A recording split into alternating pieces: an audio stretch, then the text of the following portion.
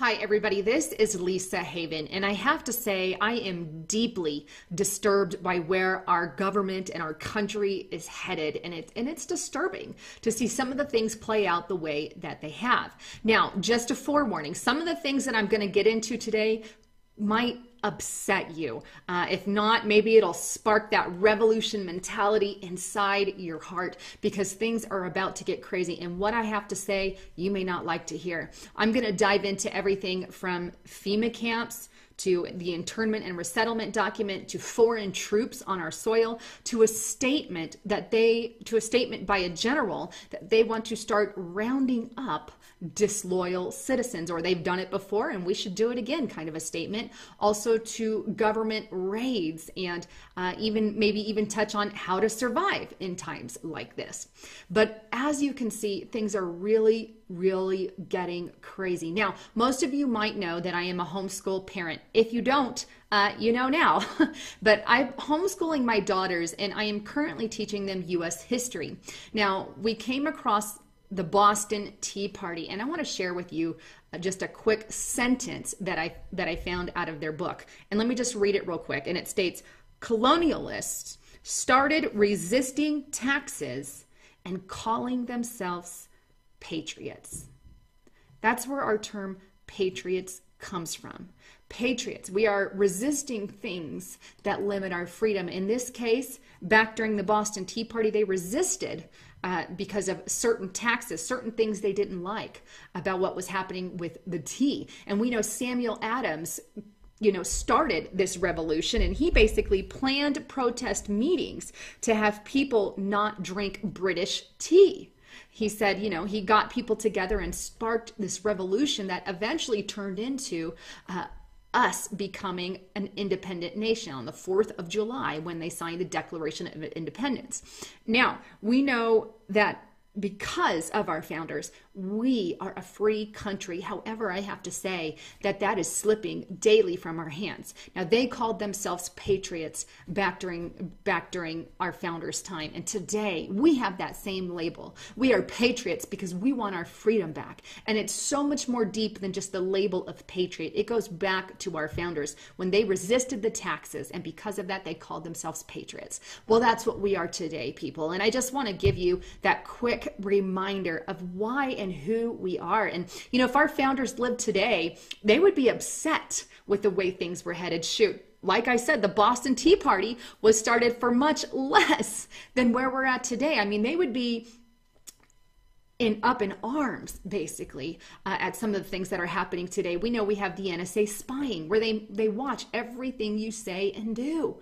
That's a major ripping of our freedom, major. Not only that, but some of the laws that are in our government today, they would not be happy with, as well as the massive amount of taxes that we have. Now, with that said, what I want to do is jump head in first. Now that you know why we are and have that label of patriots, because that's who we are. I want to jump into some of the crazy things that are happening in our culture. And I think the best place to start is and I want to get to it here, is a quote by General Wesley Clark. Now, you may have heard this, and if not, it's going to floor you, but it was pretty recent. But he basically suggests putting disloyal Americans into an internment camp. Back during the founding of our country, the British, the England people, they basically wanted to silence all patriots during that time. And this is similar to that. Let me play that clip.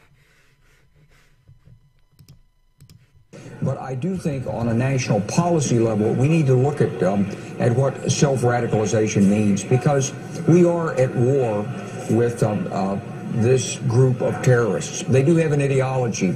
In World War II, if someone supported Nazi Germany at the expense of the United States, we didn't say that was freedom of speech. We put him in a camp. They were prisoners of war. So if these people are radicalized and they don't support the United States and they're disloyal to the United States as a matter of principle, fine, that's their right. It's our right and our obligation to segregate them from the normal community for the duration of the conflict. And I think we're going to have to increasingly get tough on this, not only in the United States, but our allied nations like Britain and Germany and France are going to have to look at their domestic law procedures. General Wesley Clark, as always, great to see you, sir. Thanks for your time, and I want to pass it along to our viewers. All right, so there you have it. I'm going to leave a link for that too if you guys want to check it out. But here's the thing. He said, first and foremost, he labeled terrorist. What I want you to know is he didn't say Islamic terrorists. He just said terrorists. Terrorists that are, quote unquote, disloyal Americans. Now, there's no definition to disloyal Americans. Could it be that disloyal Americans include those who object to what is happening, include those who object to tyranny, include those who object to massive taxes, include those who object to the New World Order, include those Christians who maybe don't want to follow these religious laws, or not religious laws, but anti-Christian laws that they're forcing down our back? Could it include veterans who are already targets on lists across our country? Sure. Or guns, people who want to hold guns. We know back in the Founders' Day that the British, and they tried to take the guns from the Americans. That could happen again. But this time it's from our own government having a tripped out power grab. And as you saw in the video, General Wesley Clark stated very clearly that they want to, or they should, round up disloyal Americans again. And I'm not disloyal, in my opinion. I love my country. I'm pro my country, but I want a free America. I don't want to be in bondage to some of the stuff that is happening right now. And it's crossed the line. It's crossed every single line. And all we want is our freedom. Same thing many of our founders want. Now, what are these camps that General Wesley is talking about? Well, let me take you to the internment document. Now, I've showed this before, but this is basically your internment camp that he was referencing. Notice this was done in 2010. This is not prisons. This has nothing to do with prisons. This is your FEMA camp, but the government name for it is internment camp. Now, let me take you to scroll page 14. Okay, now here are the people that these camps are for. Notice there is no inmate or, like prison for people who are crime committers. But we have civilian, we have dislocated civilian, enemy, prisoner of war, internment and resettlement, retained personnel. Retained personnel is basically anyone they deem. So retained personnel, that would be us. People who they want to grab and take retained for whatever reason. We already know that they can come and basically round us up in these camps indefinitely without law or without going to court. That is per the NDAA. Make sure you look it up. I've shared it many of times, but these are the kinds of people. And look, expellees, we have refugees, dislocated citizens. That's basically someone who is stateless. And we have our retained personnel. That's us. But all kinds of evacuees. These are people, who shouldn't be put in a camp. Now, let me show you the camps.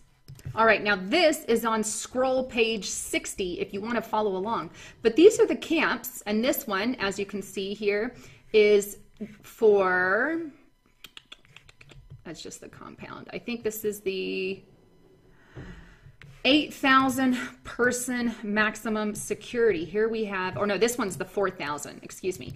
This can hold up to 4,000 people. Now, you already saw who would be inside these camps. Now, look at this. This right here, double barbed wire fence, single barbed wire fence. This is double barbed wire. This is single. This is double barbed wire. This is single barbed wire. Notice each one of these compounds have barbed wire around it. This is worse than a prison. Okay, prisons don't normally have wire on the outside and on the inside. This is far more security than your normal prison. And all of these are your guard towers here that go around, and that's for 4,000 people. And that is basically for the people that I just showed you below. Now, here's another one. This is an 8,000 person compound, also for us here, as you can see. And then we have for military, basically your high profile cases or highly people who might escape, but this is a 300 person. This is your more severe cases, so to speak, but that is your internment and resettlement document. And I don't want to get too much into it because I've gotten a lot into it in the past, but just so you know, that's the camps that he's referring to. The camps already exist and they are being built. Now, let me throw this at you. Now, this is a post I put out back in April, and this is basically a Department of Homeland Security and FBI bulletin that was issued, and it's got some pretty shocking stuff. But they put it out during the 20th anniversary of the Oklahoma City bombing. Now, let me take you to that document. Here we are. This is the joint bulletin put out April 2015, and it basically still says that domestic terrorists are a problem. Let me show you a quote from it right here. And it states, domestic extremism, however, remains a persistent threat, and the U.S. has experienced violent ideology, motivated criminal acts, both prior to and after Oklahoma City attacks. They're creating a whole document based off of what happened in Oklahoma City. These acts include assault, arson, shooting, and the use or attempted use of improvised, incendiary, and explosive devices resulting in death, injury, and property damage. Many of the same motivations used by domestic extremists to justify their criminal acts in the mid-1900s. Anti-government and anti-law enforcement sentiments, racial, ethnic, and religious hatred, and advocacy of violent conspiracy theorists continue to influence domestic extremism and their target choices in 2015. You read it. And we know, according to the right-wing extremist document, that includes Christians, people who store food, veterans, gun owners, patriots. That's who they're talking about. And, and what they're doing too, and it makes me so upset, with the Chattanooga shooting, kind of that, tongue twister there, the Chattanooga shooting, they basically are twisting that. It was a flat out Islamic extremist attack. But you don't hear ISIS. You don't hear Islamic from the media. What do you hear? Because he was a naturalized citizen, you hear domestic terrorists, right? Right. Because God forbid that they use ISIS or Islamists. Why? Because there's an agenda to attack those domestic people, or who they deem as a threat. Now, there is such thing as crazy domestic people who are violent, and they should be taken. But there is a line to be drawn when they start saying that we are domestic terrorists because of our beliefs, or because we store food, or because we're veterans. Okay, that's a line to be drawn. I wouldn't hurt anybody in a million years unless it's to save my life, But that's just not something that we would ever do, but yet we're listed in targets, on documents with extremists. Now, here is one other shocking thing. FBI and DHS assesses with high confidence that lone offenders and those who pursue leaderless resistance continue to pose the greatest threat of violence, in part because of difficulty for law enforcement to detect and prevent violent acts taken by those wait, that wasn't the one I wanted to show you. Nope, this is the one. Okay.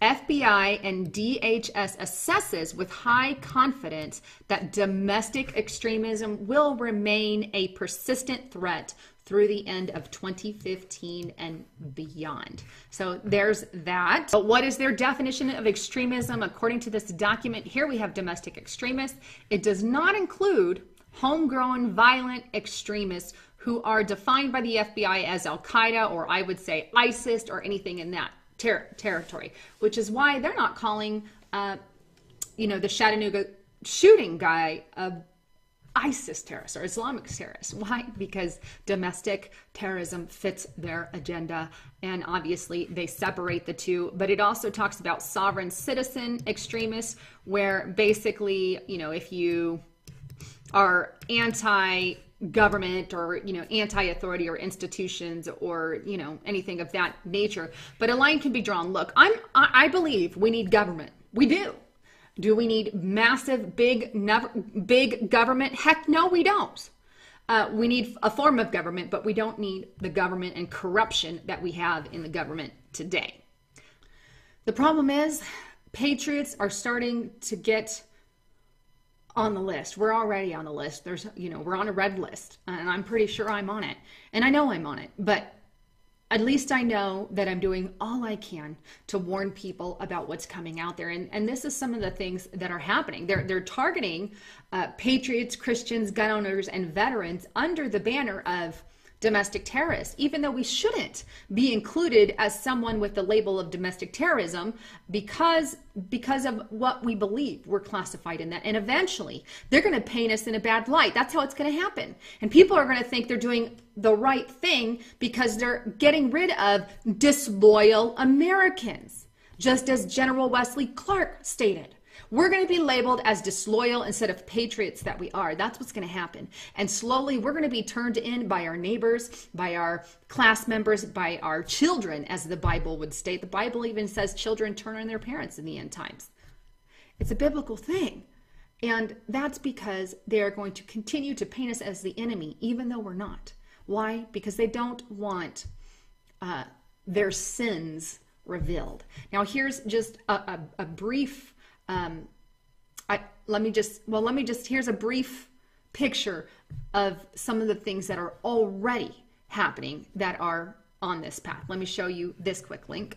All right, so here we are on rightwingnews.com, and this is a precursor to what is coming. That's the word I was looking for a moment ago, precursor. Have they started rounding up citizens yet? No, they haven't. But this is a precursor to a goal, a means to an end, I should say. But Obama changes oath of allegiance for new Americans, takes out pledge to defend the good old US of A. And this is just recent. As you can see the date here, July 2015. Newly naturalized Americans will no longer have to pledge to defend the USA thanks to the Obama administration's decision to remove the lines requiring new citizens to bear arms on behalf of U.S. or perform non-combatant duties in the armed forces in times of war. Now, let me just say this.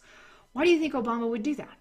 There is nothing wrong with pledging allegiance to America to defend our country. Why would you want to remove something like that? Why would you even put something through that would say, hey, you're a new citizen in our country. You don't have to defend the good old US of A. You can just do what you want. Why? And what is the motive for that? Just think about it. There's only one motive I could think of. Maybe a couple. He doesn't care too much. And number two, there's an agenda, a New World Order agenda, number one. And number two, they want to get rid of that patriot mentality so they can usher in their new World Order. Now, here's another one. And this is Off the Grid News. Now, if you guys ever watched, what was the name? There was a Doomsday Preppers. This guy was on Doomsday Prepper. Maybe that's why he's now a target. I would say if you stock food or something, don't go on shows like that. You want to keep your stuff silent. But government raid targets off-grid man's underground bunker. Now, this is a man who built an ark that he wants to bring in other people. He calls it Ark number 2. And basically the owner of it is fighting the government for the right to keep the shelter open. Why would they care? Freedom would say that man can build a bunker if he wants to. The freedom would not say you're not allowed to build a bunker. But yet, they're already starting it. Why? Why would they not want us to have that for survival? Yet, they've opened their own bunker. Let me show you that. And this is on ccindy.com, Colorado Independent. NORAD returns to Cheyenne Mountain Bunker. Basically, they have reopened Cheyenne Mountain Bunker. Okay, so they can have bunkers. It's their freedom, but we can't. What sense does that make? Now, here's another one that I want to show you, and this was recently put out, and it was 5WNEM.com news, but Michigan National Guard starts Northern Strike, another drill, or military drill, and it states here, Aircraft from more than a dozen military units will be operating in northern Michigan over the next several weeks as part of a major training exercise involving military personnel from Canada, Latvia, Poland, Australia, and 20 states. Military forces. Operation Northern Strike, is unique in that it combines both air and ground combat capabilities in one training exercise. Now, our military is allowed to practice. They need it. Jade Helm is a big issue because they're not doing their practice on their facilities. They're doing it on civilian land, which, like I said, it has a lot of problems. Now, this one is a problem as well. Why? Because they're bringing in foreign troops. Why do we? And they talk about how in this news report, how they want to share information with these other militaries in order to help them fight like we do. Now, why would we want to do that? If we're our own country, why are we giving away our military knowledge? Just something to think about. Yeah, these people are our allies, but do we share that military information with them? I guess that's open to interpretation. Or one could say maybe they're on here for alternative reasons. Could they have something to do with future, say if there's a future civil war or civil riot, will they call in these troops to help bring in peace from these internment camps for disloyal citizens? Well, it could be thrown out there. Anyhow, I wanted to throw all this out here for you guys so you're aware of what's going on. And there's a lot more information. I really just scratched the surface. I could keep you hours with this stuff and stuff that I have gone over in the past that I could, re-pull up for you guys. It's endless. And when you get a taste of some of this stuff, when you read some of the documents, when you see the overall picture, it's hard to go back and say, yeah, there's nothing going on, and to live in that apathetic state, which, I lived in one time of my life. But when you see the truth of what's really happening, your eyes begin to open. And that is my hope, that people's eyes open. And I warned you guys that some of this stuff would enrage you. And quite frankly, it does. But good thing that I'm a Christian and I serve a God who is in control. And hopefully you guys do as well. But nonetheless, we need to prepare ourselves. We need to get ready because it's about to hit the fan, really. Anyhow, wanted to bring you the latest. This is Lisa Haven signing off.